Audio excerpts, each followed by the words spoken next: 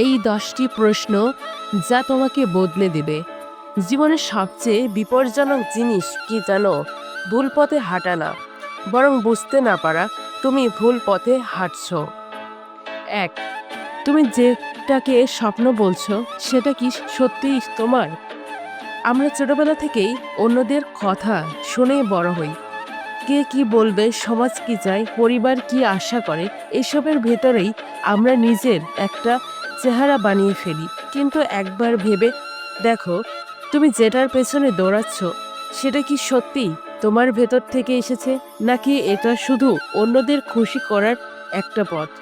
অনেক মানুষ সারা জীবন এমন একটা স্বপ্নের পেছনে ছোটে যেটা আসলে তাদের নিজেরই না, আর শেষে গিয়ে তারা বোঝে তারা জিতেছে কিন্তু সুখী হয়নি।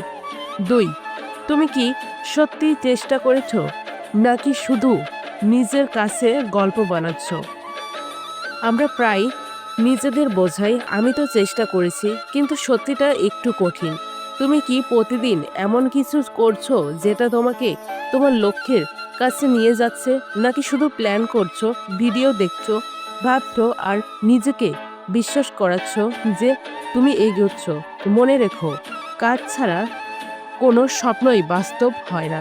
নিজেকে ফাঁকি দেওয়া সবচেয়ে সহজ আর সবচেয়ে বিপজ্জনক। 3, তুমি কি ভয় পাচ্ছ ব্যর্থতাকে, নাকি মানুষের বিচারকে? ব্যর্থতা সবাইকে ভয় দেখায়, এটা স্বাভাবিক।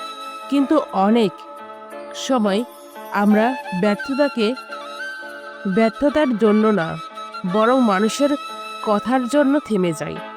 লোকজন কি বলবে, এই একটা প্রশ্ন হাজারটা স্বপ্ন মেরে ফেলে। কিন্তু সত্যি হলো, মানুষ কিছুদিন কথা বলবে, তারপর নিজের জীবনে ব্যস্ত হয়ে যাবে। তুমি থেমে গেলে তোমার ক্ষতি, তুমি এগোলে তোমার জেতা। 4, তুমি সময় পাচ্ছ না, নাকি সময়কে গুরুত্ব দিচ্ছ না? সবাই বলে সময় নেই, কিন্তু একই 24 ঘন্টায় কেউ নিজের জীবন বদলে ফেলে, আবার কেউ নিজে একই জায়গায় আটকে থাকে। কারণ সময়ের অভাব না, অগ্র অধিকারের অভাব। তুমি যেটাকে গুরুত্ব দাও, সময় সেটাকে চলে যায়। ফোন, আড্ডা, অলসতা এইসবই যদি তোমার সময় খেয়ে দেয়, তাহলে স্বপ্নের জন্য সময় আসবে না। 5, তুমি কি নিজের দুর্বলতাগুলো চেনো?